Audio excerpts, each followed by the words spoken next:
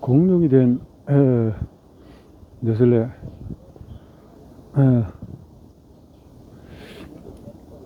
전국화 개발도상국은 다국적 식품인 네슬레의 기업 전략에도 매우 중요하다. 스위스의 본사를 둔 네슬레는 매출의 기준으로 미국에서 두 번째 큰 식품 회사이자 세계에서 가장 큰 식품 회사이다.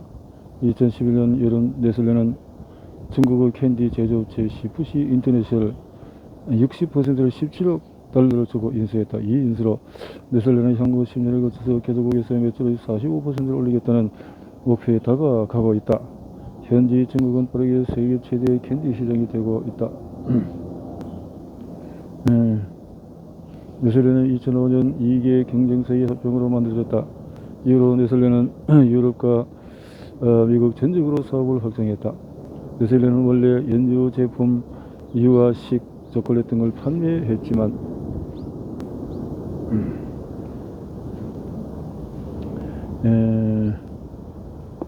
2차 세계대전 무렵에 미국에서 공급받은 인스턴트 커피인 네스카페를 선보이면서 큰 성공을 얻었다. 1960년대 선진국 출생률이 감소하자 네슬레는 유아용 조제분유 시장을 개척하기 위해서 가난한 개도국에서 탐욕스럽게 판조 활동을 계속했다. 네슬레는 여자 직원에게 간호사처럼 옷을 입힌 다음에 유아용 조제분유가 모유보다 좋다고 치켜 세우며 무료 샘플을 넣어주었다. 오늘날 네슬레는 86개국에서 6,000개의 브랜드로 식품과 음료를 팔고 있다. 이 스위스의 거대 기업은 미국 내 79개 공장과 해외 374개 공장에서 수많은 유명 브랜드 제품을 생산하고 있다. 대표적인 브랜드는 다음과 같다. 애프터 에이트, 버터, 핑거, 카네이션, 쿠키, 피트니스 등등등등. 네슬레가 가장 공격적인 마케팅 등을 진행한 분봉이 생수다. 미국에서 생수보다 수돗물 규제가 훨씬 더 엄격함에도 불구하고 네슬레는 생수를 수돗물의 건강한 대안으로 팔고 있다. 소비자는 오염되지 않은 형질의 물을 산다고 믿지만 미국의 생수 규제가 너무 느슨한 탓에 어떤 오염물질이 그 속에 스미는지 알 수가 없다. 식품 허가청의 문제군요. 생수 규제를 책임지는 식품의약국은 늘 예산과 인력이 부족하다. 생수관리 감독업체를 전담하는 상근 직원도 3명도 안된다. 생수 규정이 있는 데는 40개가 안된다. 네슬레는 2018년까지 플로리다의 한 조립 공원에서 수백만 리터의 물을 퍼올릴 수 있는 허가를 취득하는데 단돈 $230만 냈다. 최근 몇 년간 네슬레는 퓨어라이프 브랜드 광고비를 집중했다. 기본적으로 병에 담은 수돗물이었다. 광고의 주된 대상 중에서 하나는 수돗물을 마시기에 안전하지 않은 나라에서 온 이민자들이다. 퓨어라이프는 네슬레의 보급형 제품 가운데 하나이다. 투자자를 위해서 네슬레가 연구소가 준비한 회사 문서는 보급형 제품이 앞으로 네슬레의 주된 성장 동력 중 하나가 될 것이라고 설명한다. 보급형 제품 시장용으로 네슬레가 개발한 또 다른 제품은 유아용 조제분유다. 네슬레에 따르면 보급형 유아용 조제분유는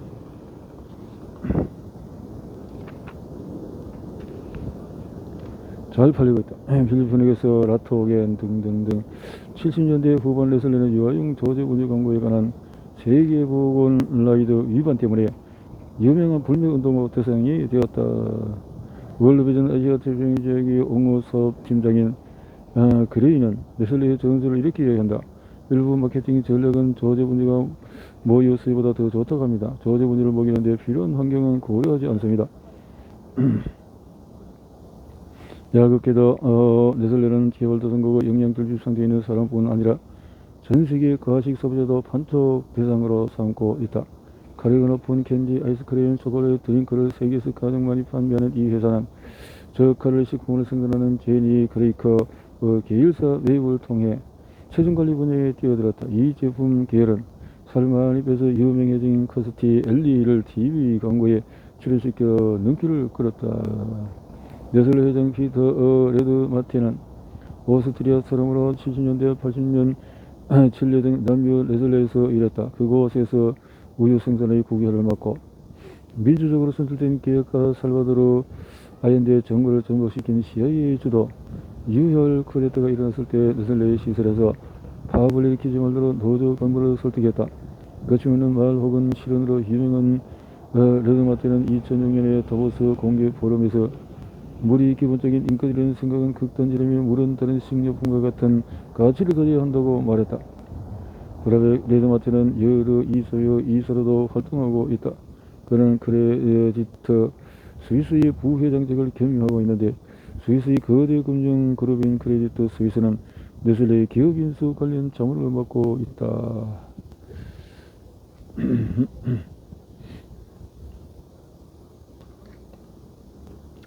최대의 식품 가공회사 크래프트. 잘못된 생각을 갖고 있더라도 모든 CEO가 이처럼 거침없이 말하진 않는다. 미국에서 세 번째로 큰 식품 회사인 크래프트 푸드의 CEO 로젠필드는 좀 더 조심스럽게 말한다. 이런 그녀의 스타일은 코넬 대학교 마케팅 통계학 박사학위를 받았거나 메디슨 애비뉴에 있는 인류광고 회사에서 직장생활을 시작했기 때문일 것이다. 크래프트는 세계 최대 포장식품 판매 회사다. 크래프트 창업 역사는 제임스 이렇게 해서 유럽 캔디 제조 대기업인 캐드베리를 매수한 지 18개월이 지난 2011년 8월 크래프트는 자세히 북미 식료품 사업을 글로벌 스낵 그룹에서 분리 독립시키겠다고 발표했다. 크래프트의 분사와 관련해서 무슨 일이 벌어지든 이 식품 대기업은 최대 최강의 식품 가공 회사의 하나로 계속 남을 것이다.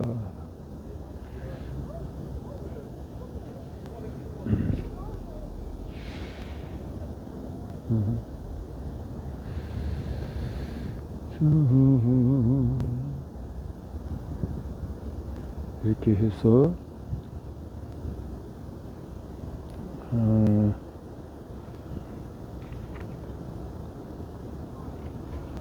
먹거리 사설의 월마트화. 먹거리 사설의 월마트화. 링컨은 장군들이 느림이라는 병을 만성적으로 달고 사는 것에 한탄했다. 푸드폴리. 반경쟁적인 기업 관행 규제를 책임지는 연방거래위원회의 해체를 다룬 통렬한 보고서의 첫 문장은 이렇게 첫 번째 포격을 가하고 있다. 의회가 제정한 독점 금지법과 소비자 보호법의 기본 가치를 레이건 행정부가 파괴하고 있는 것에 대한 신랄한 평가다. 레이건 대통령 당선은 자유방임주의 경제의 도래를 알리는 신호탄이었다. 18세기 경제이론 규제, 세금, 관세, 반독점법 등 기업 문제에 관한 정부의 개입을 모두 비판했다. 이 접근법은 밀턴 브리드먼에 의해서 자유시장으로 부활시킨 다음 앨런 그리스폰을 비롯한 현재 경제구조의 설계자들에게 받아들여져서 지난 30년 동안 입법 및 규제 정책으로 명문화되었다. 자유방임주의 경제의 주요 강령인 기업 합병은 부의에 집중이라는 명백한 목표를 갖고 있다. 기업 합병은 규모의 경제와 경제적인 효율성의 이로 정당화되었다. 그럼에도 불구하고 기업 합병 관련 반독점법 위반 행위는 최근 수십 년 동안의 일자리가 줄어든 주요 원인의 하나로 밝혀졌다. 1981년 시작된 연방거래위원회에 대한 공격에 격분한 퍼척은 그냥 떠나기를 거부했다. 맞서 싸우기로 했다. 퍼척은 TV, 담배, 광고 금지 입법을 촉진한 일을 맡았으며 영향력 있는 소비자 운동가인 랠프 네이더의 추천으로 제이미 카터 대통령에 의해서 연방거래위원회 위원장에 임명되었다. 지금 은퇴한 퍼척은 연방거래위원회에 대한 공격과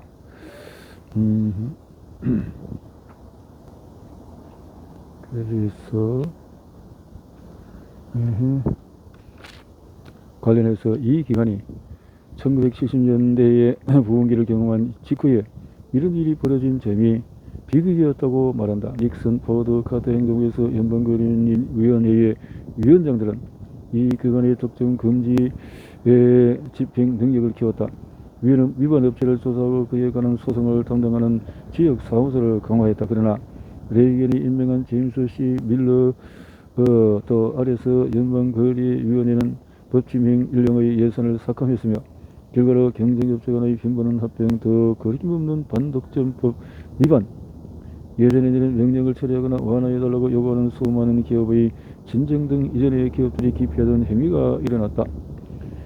밀러 위원장은 미국 기업 연구소 출신의 공격적인 보수 이론가였다.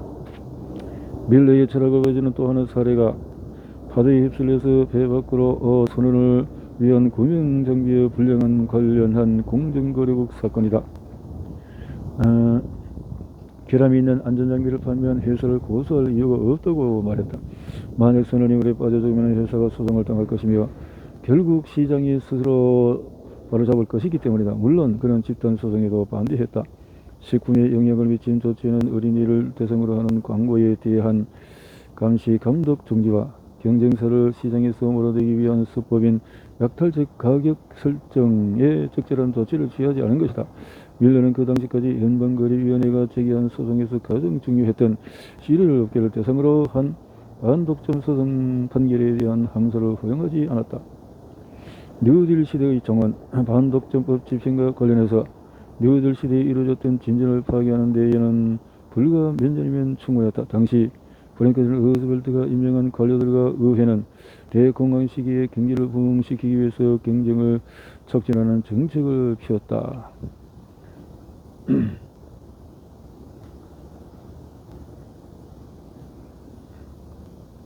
저널리스트이며 저서가인 베리 린은 신독점 자본주의 반독점 조사에 사용되는 기준의 교묘한 변화를 기록하고 있다. 이 기준은 경제적인 효율성을 지지하는 기준으로 바뀌었다. 경제적인 효율성은 보수적인 시카고 경제학파가 개발한 이론으로 재화와 용역의 생산이 극대화되도록 자원을 사용하면 가격이 낮아진다는 사고에 기초한다. 리는 연방정부의 반독점 규제 담당자들이 기업의 인사평을 심사하면서 가격이 낮아져서 소비자 후생에 증진된다는 것일로 기업 집중을 허용한다고 다음과 같이 쓰고 있다. 조지 오웰의 빅브라더의 필적은 더블 스피커를 통해서 경쟁은 모든 문제를 해결하는 성배로 칭송하고 있다. 하지만 모든 공공 및 민간 활동은 합병을 용이하게 하는 데 집중되어 있다. 아저 데니엘스 마들랜드는 1880년대 중반 아마시 분쇄업체로 시작했다. 아마시. 그녀 이전에 걸프 오일과 쉐보론의 임원으로 일반한 한 회계사다. 회계사로서 이렇게 했고 공무원으로서 이렇게 했고 악성가당이 업계에서 선호하는 감비료가 된 이유는 이렇게 해서 악성가당, 백성가당이 업계에서 선호하는 감비료가 되었다는 건데요. 미국인은 식비의 90%를 가공식품에 쓴다. 식품업계는 가공식품을 넓게 정의한다. 야채, 통조림, 말린 것들 등등 해서 조리하거나 가공식품으로 하지만 식료 품종을 한번 훑어보기만 해도 대부분의 식품이 지나치게 가공되어 있다는 사실을 알 수 있다. 착색제, 방부제, 유화제, 결착제, 향미료. 최근에 나온 몇몇 연구 결과를 보면 가공식품과 암의 관계를 알 수가 있다. 하와이 대학교에서 20만 명을 대상으로 7년 동안 수행한 연구에 따르면 췌장암에 걸릴 위험이 67%가 높았다.